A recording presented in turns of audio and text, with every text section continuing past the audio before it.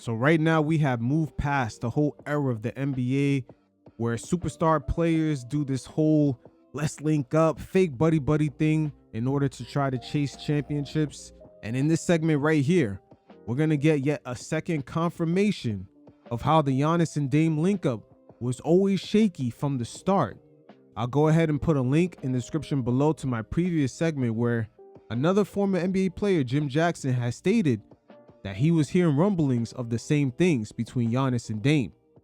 Keep in mind, Damian Lillard came down with a major injury in his mid-30s, but yet the Milwaukee Bucks had cut him and completely left him hanging dry. I mean, we're talking about a guy that has to do a recovery with no team until the Portland Trailblazers came out of nowhere and rescued him. That's a very vulnerable position to be left, especially coming from a major star like Damian Lillard out there in Portland. But former NBA champion with the Dallas Mavericks, Brendan Hayward, gives great insight on some of the rumblings that he has always heard about the Dame and Giannis situation not even working out from the start. I'm always stating that Giannis has done a great job putting this fake nice guy persona on. Matter of fact, he has a second persona that he puts on that kind of throws people off or just disarms them. And that is the whole I'm confused, I'm new to this country, I don't know what's going on, and I'm going to ask questions that I already know the answers to. Even when he first stepped foot in that Miami Heat's locker room, asking the question, oh, is this where LeBron and all these guys did the dance? But behind the scenes, he has no problem getting his way and even cutting guys off. Look how he did Dame once again after the injury. But check out Brendan Hayward debunking the narrative that this was a friendly invite from Giannis for Dame to come into Milwaukee. Giannis was in Milwaukee and invited Damian in to be the guy. I think from an offensive standpoint. What's that? Did he? Yes, he did. He did. I don't think Giannis, in his heart of hearts, I think he likes being the defensive backbone. I think he likes being the vocal leader. I don't think he wants to be the offensive guy running the show. What if I told you a little birdie in Milwaukee told me that Giannis and Dame's coming together wasn't as copacetic as you might like to believe? What if At what point? At what point? From the very beginning. And that right there should not come by any surprise. Dame was already making statements just a few months in, kind of hinting that he missed being back in Portland. Remember, at the time, Milwaukee was considered one of the top teams to compete for an NBA championship. So it's a major red flag that Dame is even giving out statements like that. That makes no sense. Because, well, I'm going to tell you why. Okay. When you say, yeah, this he drove that trade. Let me finish. Okay. See, a lot of times when you're shifting the tone of who's the guy and who's not the guy, yeah, you got to understand, you got to shift your game a little bit. And that's where the pushback comes in. Once again, in my previous segment, we seen Jim Jackson allude to the same thing. The whole Giannis and Dame combo never looked as fluid on the court. And that's because, unlike what Rick Buford had just mentioned earlier with Giannis not wanting to run the show, that is not true. We all seen when Dame finally showed up, that was not the case. Once again, Giannis puts on a couple personas to kind of unarm the NBA media as well as certain fan bases, but make no mistake about it, he does have a little bit of Mamba, that Kobe Bryant essence in him when it comes to running the show. Because just think about the Giannis-Dame pick and roll was supposed to become the most devastating pick and roll in the game. Why didn't it work? Because Giannis didn't want to switch up how he was used to playing. He likes to pick and pop and catch it and then go downhill. Well, you can say, man, I want you to be here and it's your show. But when it's time to pick and roll, yo, my man, I need you to roll to help me out. And you're popping, your actions are saying, nah, I want you to be here, but I want to win my way. And that was the problem, because Giannis, in his mind, is thinking, my way has won a championship. Your way has never won anything. And so even though he invited Dame in, they never became what they were supposed to become, because Giannis was never all the way, if he's being truthful, he was never all the way, I'm going to do whatever it takes to help this guy. He didn't do it. And I also believe Giannis kind of figured out that Dame wasn't the winning player that he thought he was. Once again, there's a reason why he stayed in Portland so long, even though a lot of the fan bases from other teams were saying, hey, Dame should be out there competing for a championship. Sometimes in the NBA, there's a player that comes along and he looks like he wants to compete for a championship, but the whole time he's really comfortable being the main guy, especially in Portland, around his family members, because Dame is from the Bay Area, right? Why are you popping with Brook Lopez and Bobby Portis on the team? They're better shooters than you. Yep. When Dame comes off a pick and roll and you pop, you make life harder on him because the lane's more cluttered. Yep. No one's scared of you shooting. Like, these are the conversations that were being had. These were the things that were being told to Giannis, and he's like, nah, I'm used to winning this way, so this is what I want to do. So that's why I was like, yeah, he can say, I wanted Dame here. His actions, from what I saw and what was told to me, painted a totally different story.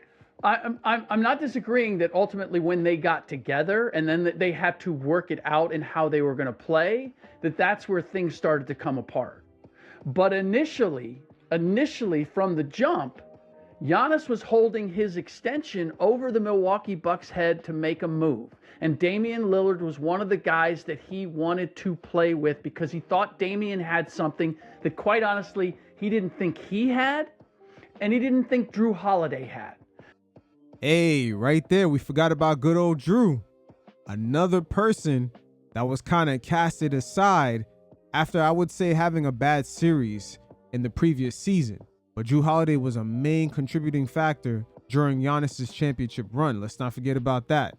But once again, there's a pattern here, because the way Dame was tossed aside, we're just getting released by the Bucks in a very vulnerable part of his career, just being in his mid-30s, getting that major injury. And at the time, he had no team to do his recovery with. Thank God Portland looked out for him, because the NBA does have a setup where if a player does get injured and he's not on an NBA team, he would do his recovery with the league. It's very crazy, but Dame was at a very vulnerable position in his career. Let's not forget about that. That to me was the great mistake that Giannis made, was undervaluing who Drew Holiday was and how important he was to the way they played. And I think a big part of it simply was Giannis was enamored with Damian's ability to score, and ability to score without a whole lot of help in Portland. So I agree with you in terms of where it went, but initially that was a guy that he ultimately did want. And Giannis slowly began to learn that even though he got Dame, he ended up having to put in more work because of the defensive liabilities of Lillard. This is interesting because in the NBA, thank God it's the end of the era where a guy like Kevin Durant says, oh, I'm going to go out and team up with my boy Kyrie, and we don't even need a coach. Remember with Kyrie saying all that? And then there were many other stars trying to imitate what LeBron did in Miami, and even going as far as having too much say on the personnel, not realizing that when LeBron went to Miami, Pat Riley was the one that ran the show. That's a major difference. And a lot of these franchises were so scared of their stars leaving these teams that they sort of, bend the knee to some of their wishes. All that said, Jaylen Brown, I totally understand why Jimmy Haslam, the new part owner of the Milwaukee Bucks, was hesitant about taking Jaylen Brown, because he was thinking Jaylen Brown's only got a couple of years left on his contract. We may be facing the same thing with Jaylen Brown that we did with Giannis Antetokounmpo. I think Jimmy Haslam, coming from outside of Milwaukee, is not enamored with who doesn't love Milwaukee. Like, he's like, I've been through it in Cleveland. We have a hard time keeping guys in Cleveland. Milwaukee's got the same issue. Yeah, you definitely, players in the NBA have more They have more say. They have more say. But I've seen it, man. Like, the players, listen, at the end of the day, players make really good money. Mm-hmm. But it looks like peanuts compared to the money that the owners have. 1,000%. So, like, they look at the players totally different. Like, yo, my man, I know you pulled up in the Bentley and that's cute, but I'm right. I'm worth $2.5 billion. Relax. Yeah. The NBA is a very interesting league because the hierarchy sometimes does get blurred, and superstar players at times do have a nice little leverage over the owners, especially Giannis at the time when Dame got traded there. The previous ownership group was scared about him not renewing his extension, while at the same time they were trying to sell the team. And I believe Giannis held it over their heads until they pulled that trigger and got Dame out of Portland. And again, Giannis is one of these stars that kind of came up in two different eras of the NBA. He is part of that player empowerment where guys like Anthony Davis forced their way out of LA. Kyrie Irving and Kevin Durant was running the show in Brooklyn. LeBron James, even though he is given sort of the face of this movement, when you really think about it, in Miami, Pat Riley is the one that ran the show. And that's where LeBron experienced the most success. There's been a lot of imitators since, and they have barely even gotten to the conference finals. But going back to Giannis, there is a culture that he is used to where he does share a bulk of the leverage over, I would say, the ownership group and just player personnel. Just peep his former teammate on the Bucks, Myles Turner, gives some insight into how much power Giannis really has over the organization. So Doc Rivers, he didn't find anybody ever. So guys were late all the time. Guys were, showing up to film whenever they wanted to show up. Guys were missing meetings. Like, it was one of the craziest things I personally ever experienced. But any other team I've been on, guys got fined. And there was a sense of order and a sense of understanding. So yeah, you're late to the plane, fine. You're late to treatment, fine. You're late to film, fine. But I personally did not experience that last year for the first time in my career. So we'll see what Taylor Jenkins does, our new coach. We literally, if the plane took off at 2:00, we weren't leaving until 4:30. I'm being so serious, bro. It was crazy, dog. Guys were an hour late to the plane. It got to the point where I knew not to show up until like an hour after they said the plane was taking off. It was crazy. But anyways, that's easy. Giannis is going to show up whenever he wants, really. I think that that's kind of just came with the territory at that. And once I kind of saw what was going down, I was like, hey, man, shit, more power to you. They ain't going to find you. Shit, do what you do. Right. Except when we were going to Dallas. That's when I was like, all right, come on. Now, Myles Turner was only his teammate for a year, so the loyalty is not necessarily there. And with some of that insight on the Giannis culture that happened in Milwaukee, a few of his teammates that are more loyal to him came to his rescue, but they kind of gave away the truth of what really goes on.